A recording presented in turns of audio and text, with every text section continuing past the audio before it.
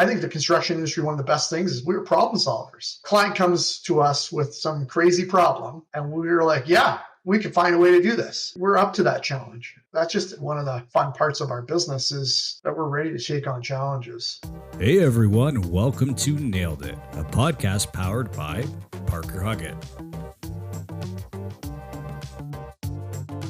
A big welcome to Dom Costantini, a second-generation construction professional whose father owned a concrete formwork business in Winnipeg, Manitoba, and joined Bird Construction, spent 18 and a half years with a national GC whose annual turnover is about $2.6 billion in revenue, approximately. He has successfully progressed through the ranks from construction manager to director of operations, VP and district manager of Winnipeg, Manitoba, through leading a district in the robust BC market to very recently being the VP of operations and lending his experience to the organization on a national level. Welcome, Dom. Our relationship has really snowballed from this podcast and speaking about the industry and, myself following Dom's great social media presence online. It's been really exciting to hear about your rare career path with one of the premier players here in Canada within the general contracting space. Thanks for having me, Matt. I greatly appreciate being invited on your podcast, and it's been great connecting with you. Obviously, our relationship through LinkedIn is where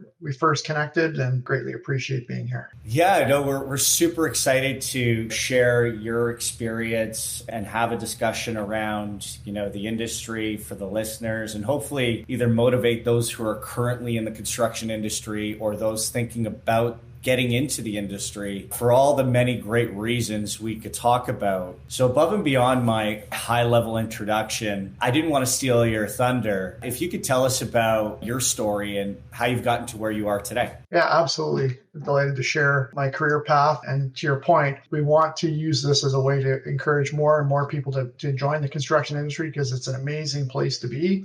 Amazing people and great opportunity to help build the country. There's so much to do. You talked about my dad. He had a concrete construction business, and that's really where I started. I was with my parents this weekend, and we were just reminiscing about when I was a child. And so my dad immigrated to Canada in the 60s with his brother and many members of our family, and they worked in construction. And generally speaking, he worked in precast concrete as well. Precast plant here in Manitoba that's owned by Lafarge. But my dad, the year I was born, started a concrete business and also did stucco.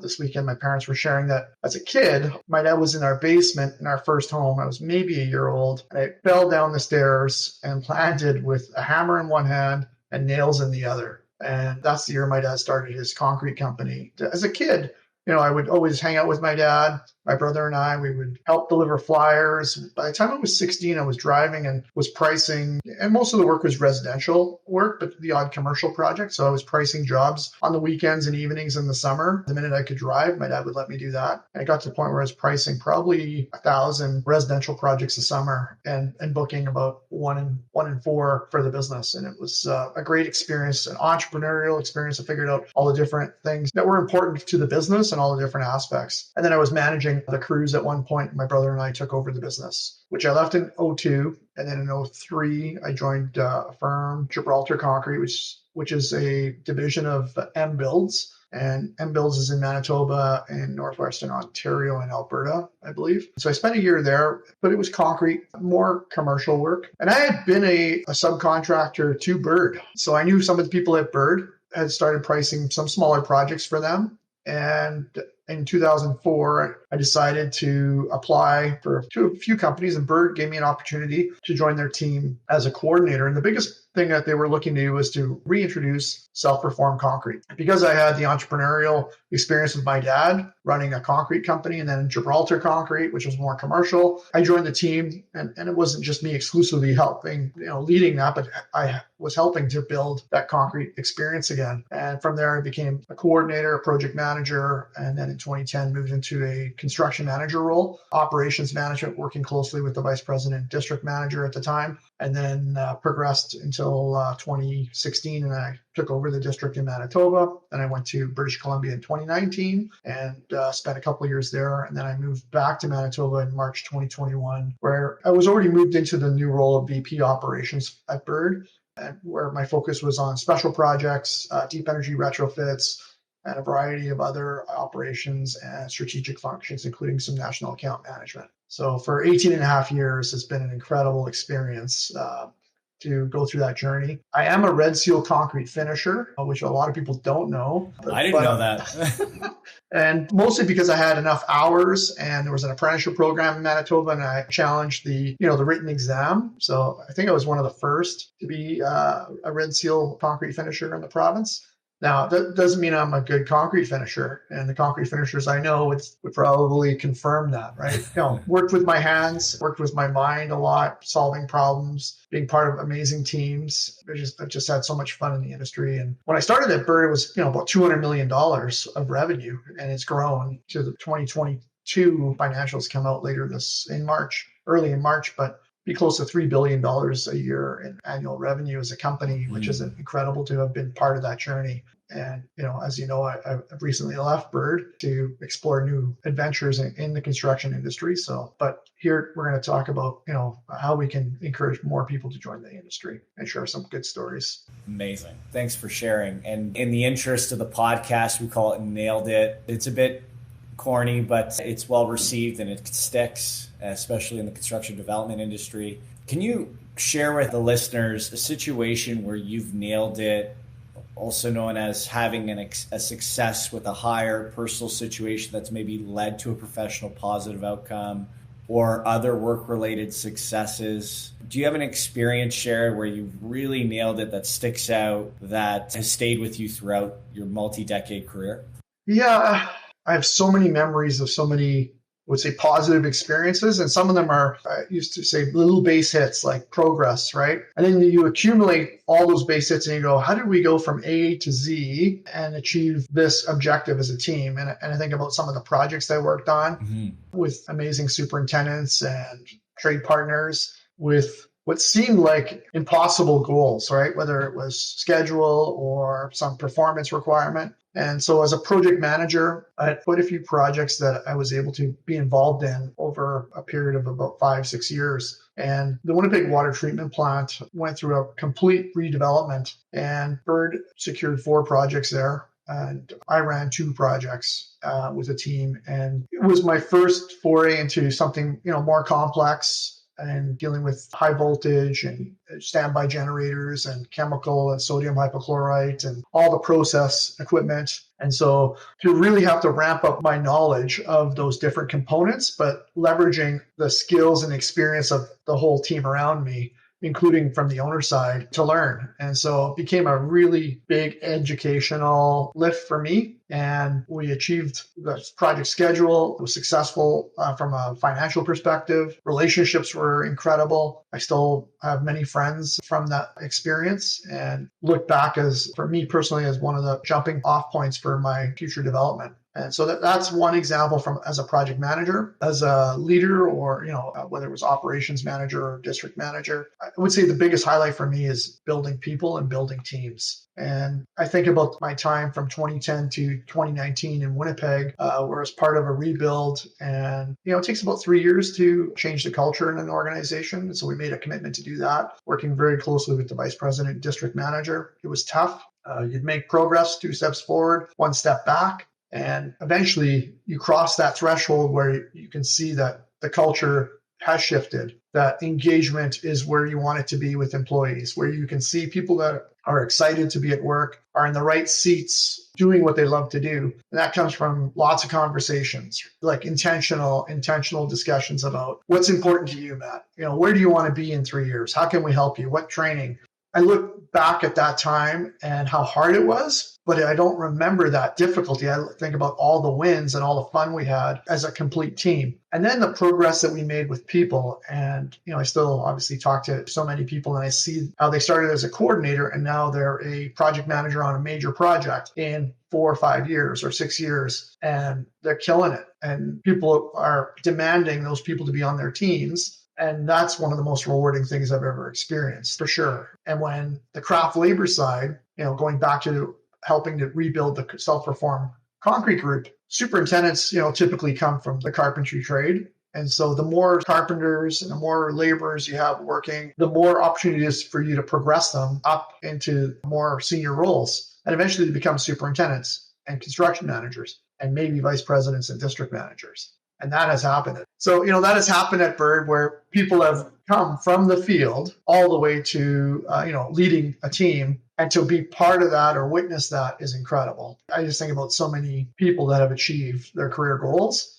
And I had either some influence in that or helped them or got to observe it, even from a distance. Those are some of the highlights for me. Mm-hmm. And I think professionally also, going to British Columbia to do a similar thing that we did in Manitoba in 2010 and to be asked to go and do that again by the company was humbling, to say the least. And the people that I worked with in British Columbia for the 2 years I was there were incredible. They supported me. It wasn't easy as well, but I really enjoyed the opportunity to work with some really talented people. Mm-hmm. Do you think growing up in the business gave you that edge to help not just build buildings, but build people and build their careers? Seeing that wide range of personalities from crews you were managing and then being exposed to bidding work and interacting with various players to when you got into more of the GC world and were put into this leadership position, because it almost gave you this worldly exposure. Do you find that really helped you drive those personalities and also learned how to recruit, train, and motivate quicker than most? I think so. Working with my dad and just watching how he operated and the lasting relationships he built and the repeat business. He didn't have a big team. He had maybe 12 to 15 people that worked with him. Each year there'd be a wrap-up party. And I just remember so many of them giving my dad gifts. And all these people that were so close to us who either immigrated from, a lot of them obviously from Italy, some from Portugal, but they were building their lives. And my dad felt it was his responsibility to find work for people that he knew and that he cared about. Mm-hmm. And we were together all the time. And some of them were family members, so you would be together at Christmas and birthday parties. I think I did bring that to Bird, that family, I don't want to say family business approach, but everybody matters. Everybody has a role. I used to talk to all the craft labor whenever I go visit a site, because that's what I did when I worked with my dad. You really could get the sense of what was happening on the project when you talk to the carpenter, the laborer, the plumber, the people doing the work. They were the ones finding the solutions. So if you had a problem, you could ask them, how do you fix this? Or how would you approach this problem? And they would have amazing answers, better than the management team and sometimes the consultant team, because they had to go physically do it. And they had that experience working with their hands, and their problem solving skills are incredible. So a great respect for people at all levels. And I think that comes from my dad. I know it comes from my dad. Mm-hmm. Mm-hmm. That's powerful. And that's a rare experience. As much as the technical education piece is super important, how to deal with people, but also how to work with others and collaborate with them and understand what's going to motivate them and deal with various personalities. I think one thing that it did enhance it for me, and Bird supported that I joined Tech Canada. So I was a member of Tech for 5 years. And then you get all these different industry leaders. So you have a group of 12 to 15 leaders from different industries. So you got to get different perspectives, lots of presentations from different speakers. And you learn about new tools and new strategies. Then you can bring those back. And I would say every time I came back from a tech meeting, my management team were like, oh no, there's another idea, right? But they were so incredibly valuable and powerful. Our people and culture team introduced DISC to Bird. I gravitated to that and the power of work style assessments and what motivates people, what comes naturally to people, what frustrates them. When you form a team, there's those 5 stages, right? Forming, storming, norming, performing, and then adjourning. Well, if you can reduce the storming phase, and everybody knows what their strengths are, and you make sure you work to their strengths, and you don't ask someone who's not detail oriented to go and analyze spreadsheets for 8 hours a day. It's no wonder the spreadsheet analysis won't be good when that individual isn't wired to do that, right? But if you know that and you put them in the right role, all of a sudden they're producing at 110% percent with less effort, less energy, they're happier, and the results are so much better for the whole business. And so I use DISC a lot in Manitoba, and I started to use it quite a bit while I was in British Columbia. And I'm a big fan of those things because I use it for my own self-awareness, and I share my DISC with people I work with. Go, here's what works for me.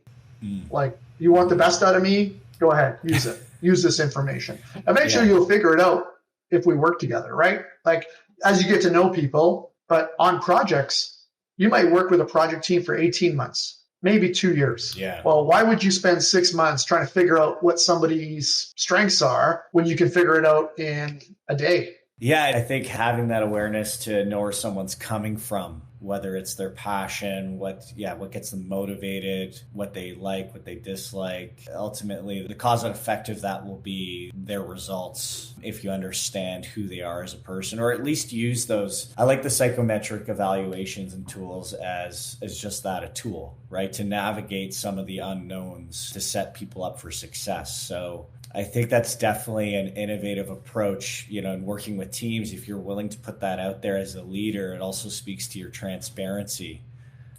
This is who I am. We're not all perfect, but this is how I operate. This is my DNA, essentially. Right.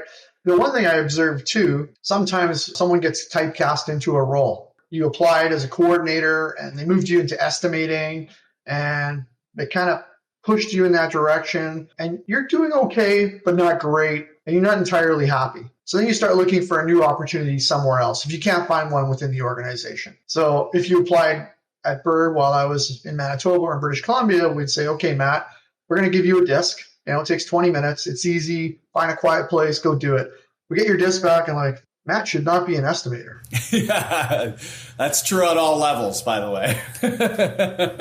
Right. Yeah. So Matt, like, I know you've applied for this estimator role, but I think you'd be a better project manager, or you might be better at business development, like on the procurement side and relationships. Do you agree with your DISC? Because you would get a copy of your report and you would show that you're frustrated maybe in the current role. So the minute we take you out of the role that you used to be in and we set you up in the new role, it's a completely different Matt. You might make more money. Do you add more value to the organization? You're happier at home, all that sort of stuff. But if we go, no, we're going to keep you in estimating, even though this profile says you should probably do something else. Sometimes I've gone into a place where we've gone and given everybody the DISC on the team and just reevaluate. It doesn't change a lot over your career. Like, it'll change from some key, maybe personal moments, some changes in life. Like if you move to another city, it might change.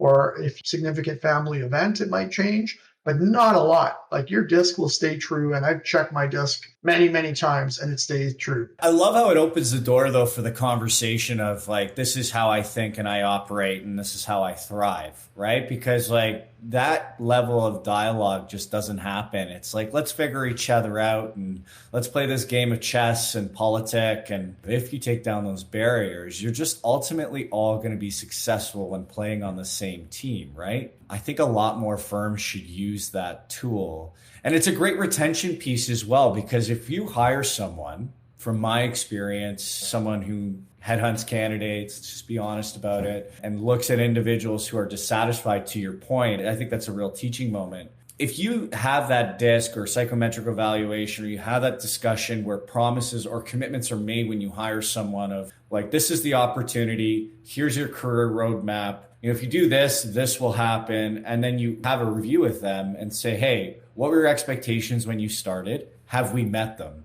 And, that whole setup and that whole dialogue and just understanding how everybody works sets everybody up for success. But a lot of companies, very large companies, have lost sight of what you're talking about right now, that level of transparency of how we can work together. And I think that's a really good teaching moment. What challenges in your experience planted the seed for success when leading others, when, working with people? Like, what would be an experience share of a challenge you've overcome that is like bled into all other aspects of the success you've had as a professional? So, for example, if you had a tough client situation and, it came down to expectations and, you felt you could have done something differently, like lessons learned that, has allowed you to be successful in other aspects of your professional career. I think back to my earlier days as a manager, leader of people, I wasn't as well prepared for that role as I was later on. And some of it's through trial and error and experience. And so I made sure that if something didn't go well with, the progression of someone's career, or we didn't give them the right opportunity, or sometimes we make a mistake when we hire someone, and then to try to not repeat those errors and try to learn from it for the benefit of the group. I think, from a project level, as a project manager, I made a lot of mistakes. The most important thing to do is to share with your team that mistake so that maybe they don't repeat it. That's a tough thing to do in construction, I find. Whether you're a superintendent or a project manager, people really struggle to go, look at this thing that I did wrong, everybody. That is not common. And so I think one of the things we did was create an environment to share those lessons learned without punishing, without shaming. But it's not easy for people to go, hey, look at what I did wrong. And so that vulnerability is one of the things I try to reinforce, because people are very proud of the work they do. They're very proud of the buildings they build and the projects that they assemble. So I think talking about some of the, I just call them lessons learned, to help others, that's one, and trying to convert people into believing there's a benefit to sharing those lessons learned. Going back to people, when you progress someone and they're not ready, and I've had some situations where I haven't set someone up for success, and that's not on them, and that's on me. I firmly believe that as a leader, it's your responsibility to, I won't say protect people, but support them and make sure they are ready. And then having those crucial conversations. I wasn't great at those early. Right? It's really hard to say, Matt, I don't think you're ready to be a project manager yet. You need a little bit more experience. You need a little bit more time. Please be patient. I'll get you there.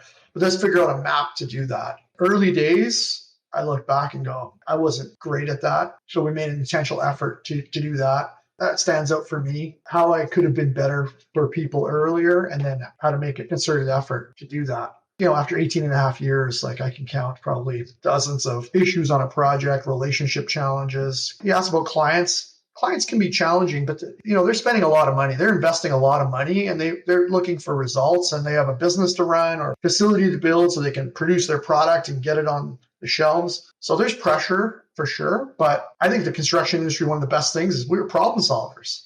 So a client comes to us with some crazy problem, and we're like, yeah, we can find a way to do this. And the trade partners come in and the consultants, and we're up to that challenge. That's just, I think, one of the fun parts of our business is that we're ready to take on challenges. That's a great share. And I appreciate you being open to sharing your experience there. And that's one of the things I think we can all agree in our industry, you can't learn in school. It took you 18 and a half years to go through that and understand what works, what doesn't. Telling staff, be careful what you wish for, because I don't want to set you up for failure. And those are really tough conversations, because there's so many cause and effects from that, right? Do they leave? Do they stay? Are they happy in their current role? Whether that's, the thankless job of estimating or leading a project and executing it and being a problem solver like you talked about. Yeah, I think that's a great share, Dom. Appreciate that. And so let's get into some final questions here. What does the general contracting and development industry in Canada do really well? Yeah, I think I touched on it earlier. It's helping clients and solving problems, like some incredible challenges on these projects. I think that's a big one for sure. I think, when you look at the economic impact of construction and all the industries that are involved and the jobs that it creates, and it's an engine, right? It's an engine for the economy. And then how it really gives people an opportunity to achieve a lot of personal goals. And I think about just my journey and how starting as an estimator with my dad and learning how to place and finish concrete and run crews, and then opportunities with other firms. And then I could never have imagined my life as it is today if I was in a different industry, and all the friends I've made and being on a podcast. This is an opportunity for so many people, whether they're new Canadians, people that are second generation, first generation, so much to offer people in this industry. I think the opportunities there, we don't do enough to really highlight how awesome it is. And I think the other thing we do well, it is the relationship that you create across the entire industry. So many connections of friends from peer companies and ownership groups, and a really good community to be part of, for sure. I think we're going to see a pivot here in the industry in that there's lots of opportunities, there's lots of new technologies coming. This is an exciting time in the industry. It's the most exciting, I think, that I've seen in the last 18 and a half years, and how there's so much opportunity to bring more people. There's jobs that don't exist today that are going to exist in 5 years in our industry. And that was the same thing 5 years ago, right? Like there's jobs today that didn't exist 5 years ago, and it's going to continue to happen.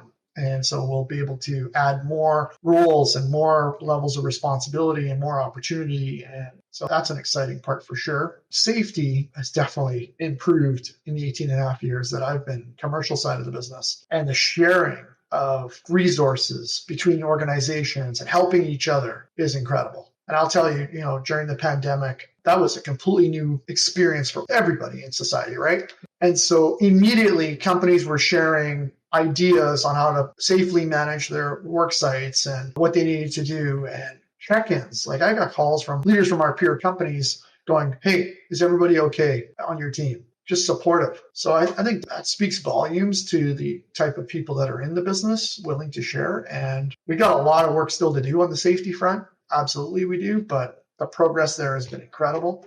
And for me, that's one of the big values, is making sure you go home healthy and safe, and you can come back the next day. And because we need everybody at 100% or as close to 100% as possible. I think the safety aspect has been incredible for sure. Amazing.